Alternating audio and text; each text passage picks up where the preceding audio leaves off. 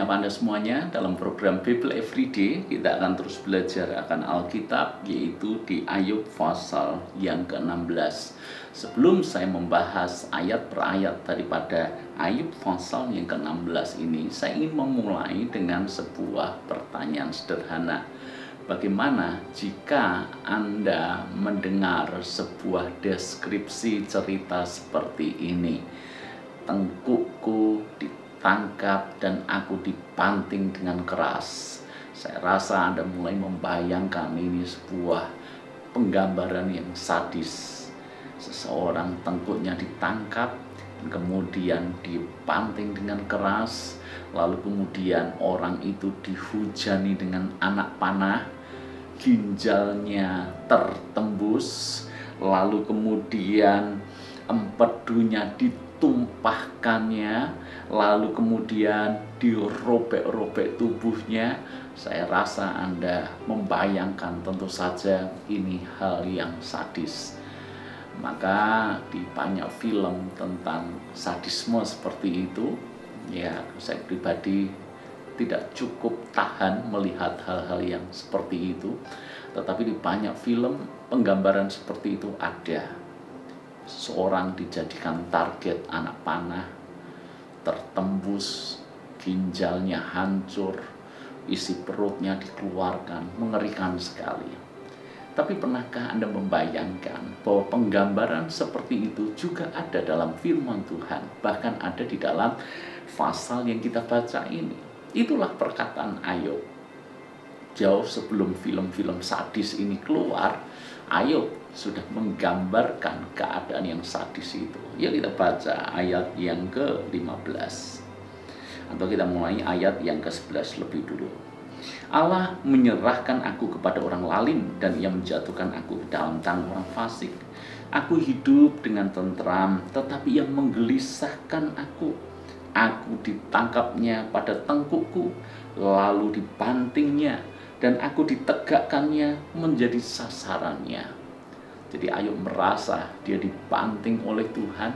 Setelah jatuh terbanting, dia dibangkitkan. Dibangkitkan untuk apa? Dijadikan sasaran Tuhan. Aku dihujani anak panah, ginjalku ditembusnya dengan tak kenal belas kasihan. Empeduku ditumpahkannya ke tanah.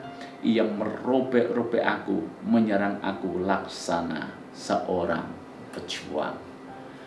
Benarkah Allah atau Tuhan yang kita kenal sekejam itu? Ayub merasa bahwa Tuhan itu sangat kejam kepada dirinya. Dan lihat bagaimana cara Ayub menggambarkan, seolah-olah Tuhan itu sangat sadis, memegang tengkuk, membanting, membangkitkannya lagi, dijadikan target sasaran anak panah, ginjalnya tertembus, empedunya ditumpahkan, perutnya dirobek-robek, dan seterusnya. Jelas Tuhan kita tidak kejam. Ini ucapan yang keluar dari orang yang pahit hati, maka keluarnya pun pahit. Begitu pahitnya hati Ayub sampai dia menggambarkan Tuhan sesadis, sekejam itu. Saya mengingatkan Anda tentu saja bahwa Tuhan kita tidak seperti itu. Dia Bapa yang baik, dia Bapa yang penuh dengan belas kasihan.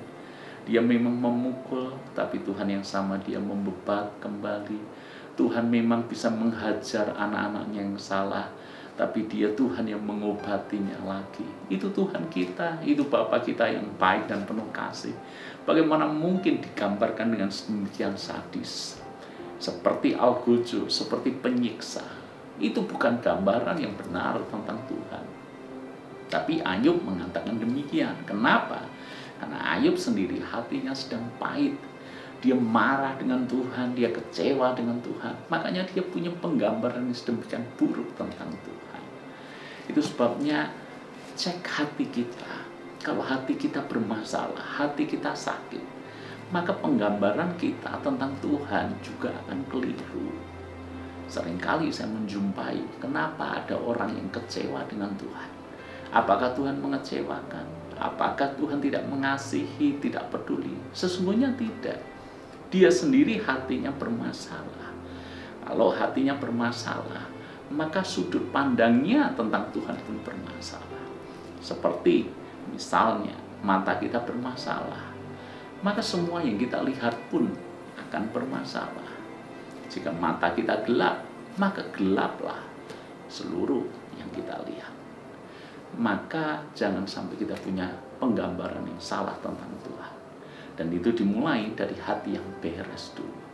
Kalau ada luka hati, kalau ada kekecewaan, kalau ada konflik hati, itu membuat hati ini pahit, hati kecewa, hati tidak beres.